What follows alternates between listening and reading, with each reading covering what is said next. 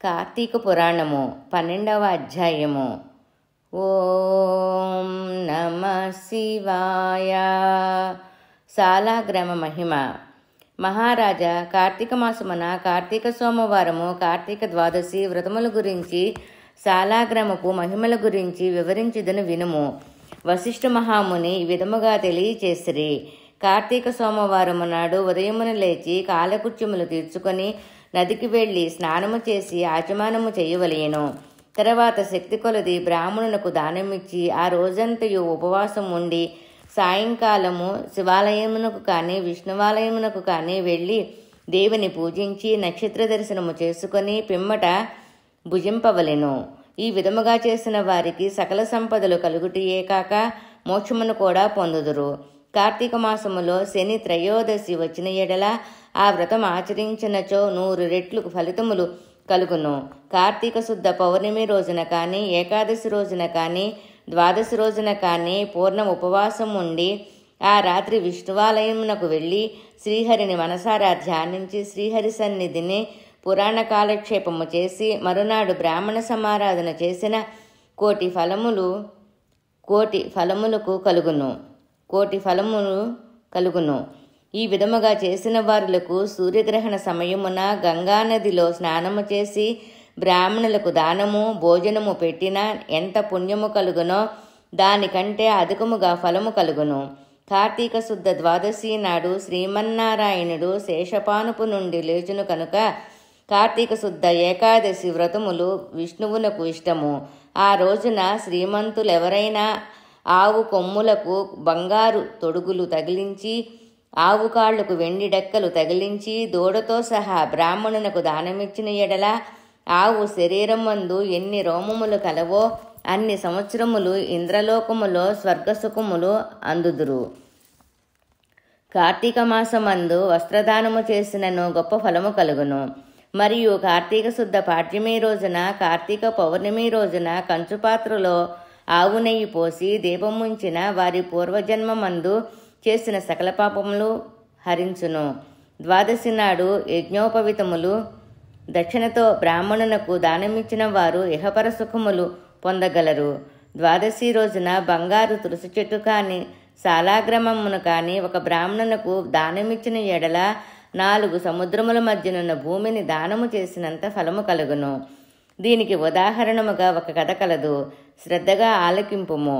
పూర్వము అఖండ గోదావరి నదీ తీరమందు ఒకానొక పల్లె యందు ఒక వైశ్యుడు నివసించుచుండెను.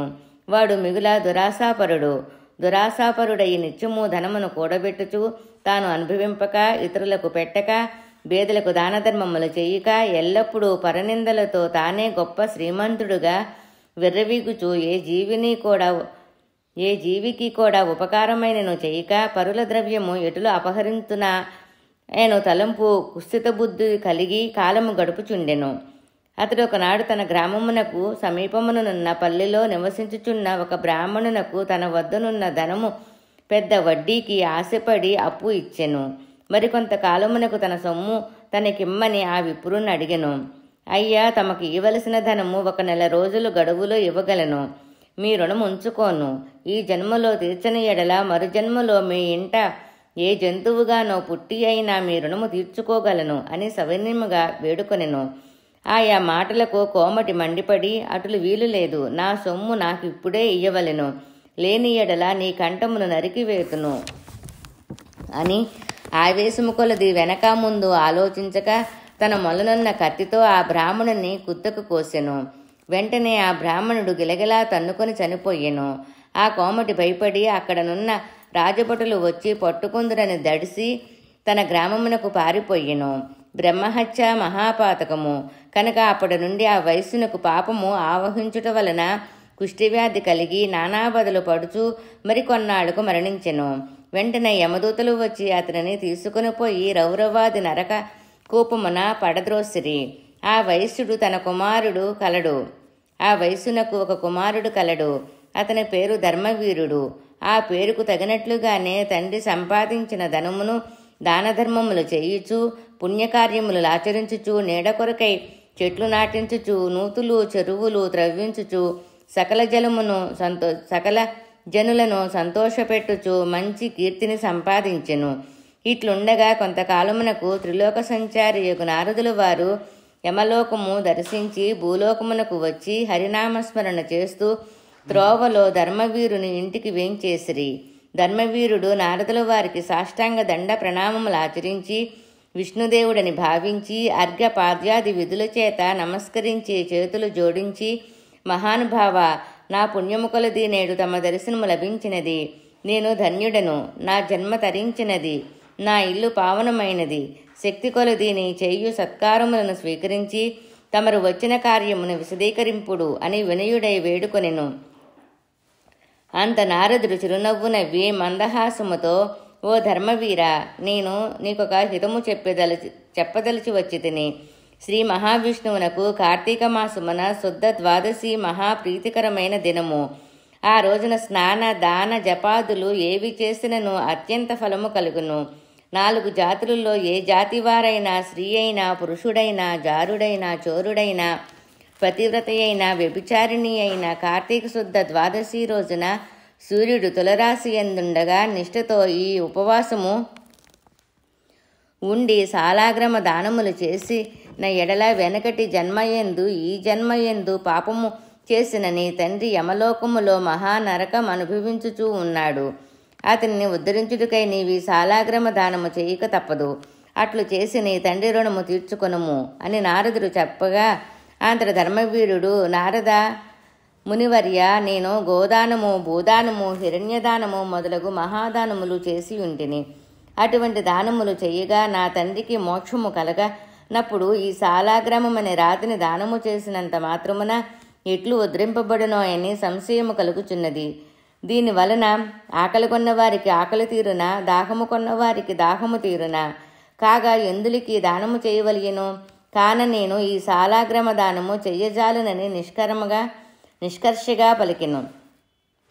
ధర్మవీరుని అవివేకమునకు నారదుడు విచారించి, వైశ్యుడా, సాలాగ్రమమును శిల మాత్రముగా ఆలోచించితివి. అది శిల కాదు, శ్రీహరి యొక్క రూపము. అన్ని దానముల కంటే సాలాగ్రమ దానము చేసిన గొప్ప ఫలము కలుగును. నీ తండ్రి నరక బాధ నుండి విముక్తి గావించి నెంచితివేని ఈ దానము తప్ప మరొక మార్గము లేదు అని చెప్పి వెడిలిపోయిను. ధర్మవీరుడు ధనబలము కలవాడై ఉండియు సామర్థ్యము ఉండి కూడా సాలాగ్రమ దానము చెయ్యక నిరాకరించెను. కొంతకాలమునకు అతడు చనిపోయెను.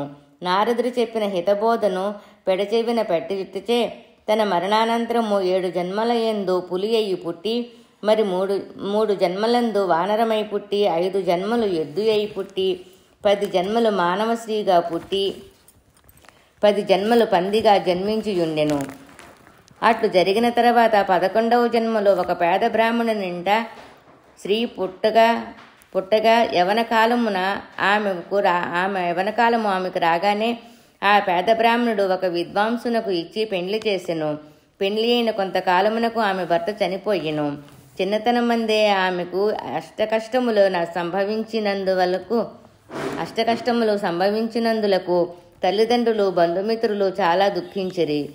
ఆమెకు ఈ విపత్తు ఎందువలన కలిగనో అని దివ్యదృష్టితో తండ్రి గ్రహించి వెంటనే ఆమె చేత సాలాగ్రామ దానము చేయించి, నాకు బాల వైదివ్యమునకు కారణమైన పాపము నశించుగాక అని చెప్పించి సాలాగ్రామ దాన ఫలమును దారపోయించెను. ఆ రోజు కార్తీక సోమవారం మొగుట వలన ఆ ఫలముతో తన భర్త జీవించెను. పిదప ఆ నూతన దంపతులు చిరుకాలము సకల సౌఖ్యములతో జీవించి తర్వాత జన్మాంతరమున స్వర్గమును కరిగిరి. మరికొంత కాలమునకు ఆ బ్రాహ్మణ పుత్రిక మరొక బ్రాహ్మణుని ఇంట కుమారుడిగా పుట్టి నిత్యము సాలాగ్రామ దానము చేయుచు ముక్తి నొందెను. కావున ఓ జనక, కార్తీక శుద్ధ ద్వాదశి రోజున సాలాగ్రామ దానము చేసిన దానఫలము ఇంతింత కాదు, ఎంతో ఘనమైనది. గాన సాలాగ్రామ దానఫలము వింటివి కదా. 12వ అధ్యాయము సంపూర్ణం. ఓం నమః శివాయ.